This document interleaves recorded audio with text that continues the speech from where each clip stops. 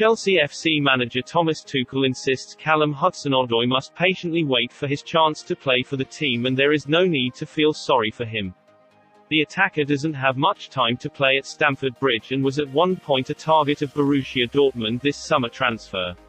However, the deal did not materialize as the UEFA Champions League champions did not want to let him leave, especially after failing to land Sevilla's Jules Kunday. The German tactician has now explained the situation of Callum Hudson-Odoi.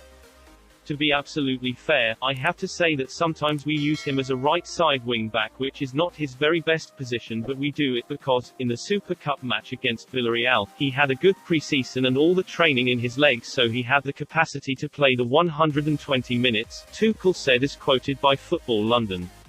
He waits for a chance in the half-left position, but he fights against Mason Mount, Kai Havertz, Hakim Ziyech, Christian Pulisic, a lot of guys with a lot of quality.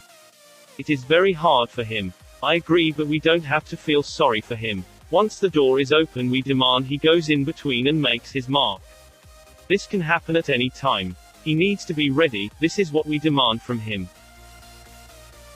Marcos Alonso has been shortlisted for the Premier League Player of the Month award for August after an impressive start to the new campaign. The Spaniard played all minutes of opening 3 Premier League matches, as well as the duration of penalty shootout triumph in the UEFA Super Cup against Villarreal. The highlight of the defender's month was the brilliant opener against Crystal Palace in first game of the league campaign. With Stamford Bridge full again and welcoming home the European champions, Alonso broke the deadlock with a trademark curling free kick midway through the first half and we went on to comfortably win the match 3-0. As well as scoring goals, the 30-year-old has also been helping keep them out of Edouard Mendy's net, and the Blues are yet to concede from open play in the league this term. Alonso has played at left wing back in Thomas Tuchel's 3-4-3 system, thwarting attacks down that flank alongside Antonio Rudiger.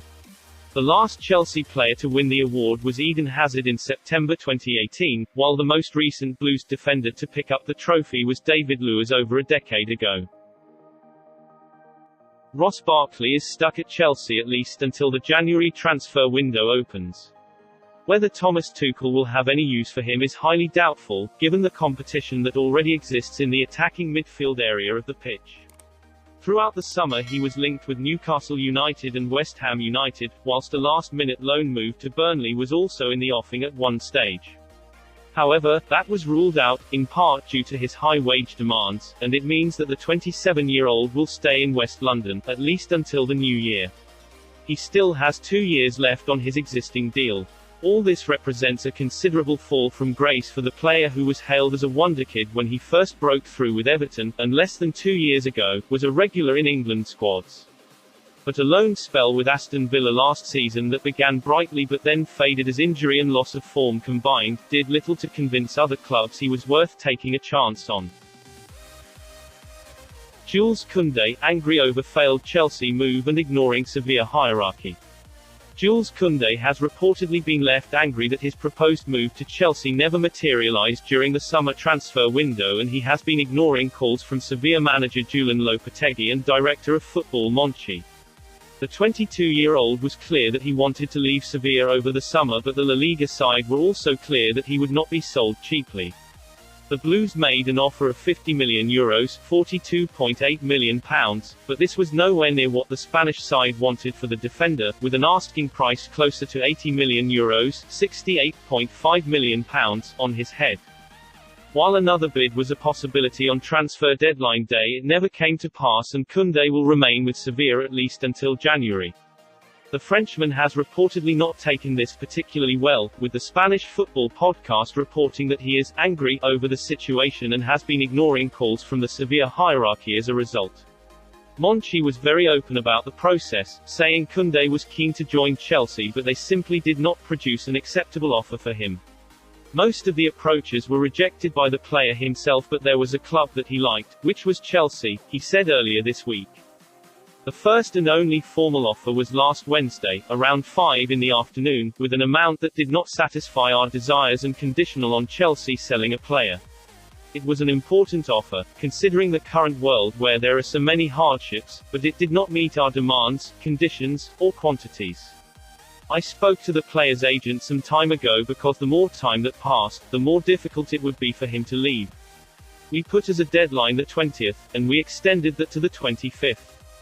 We responded with a counter-offer with a deadline of last Friday night and they have not responded. Since then there has been no contact. Chelsea's formal offer, Sevilla's formal response, but nothing else. Kunde possibly displayed some frustration playing for France on Wednesday when he was shown a straight red card for a shocking challenge on Sead Kolasinac in the clash with Bosnia-Herzegovina. Hakim Ziyech breaks silence after being accused of unacceptable behaviour by Morocco manager in Major Row. Hakim Ziyech has taken aim at his Morocco manager after being accused of unacceptable behaviour. Farhad Khalil Hodzik dropped the Chelsea star from his squad for World Cup qualifiers against Sudan and Guinea. The reason behind the decision was not immediately clear, with Ziyech, 28, back from a recent shoulder injury and the venues not being on the UK's red list for travel. But Khalil Hodzik, 69, then alleged that the player had arrived late for previous international duty, refused to play, and set a bad example for younger players. Ziyech, who has 35 caps and 16 goals for Morocco, posted his reply on his Instagram stories. He wrote, "Next time when you speak the truth then." Accompanying the jibe was a clown face emoji, and it was not the first Ziyech has sent in his manager's direction. After being left out of the squad, the midfielder posted a laughing face emoji which many took as a response to his situation. Khalil Hodzik had earlier fumed. Ziyech's behaviour in the last two matches, especially the last one, was not that of a national team player. As a leader of the team, he has to be a positive role model. He arrived late, and then even refused to work. There was no point in discussing it afterwards. As a coach, the answer is right there to see.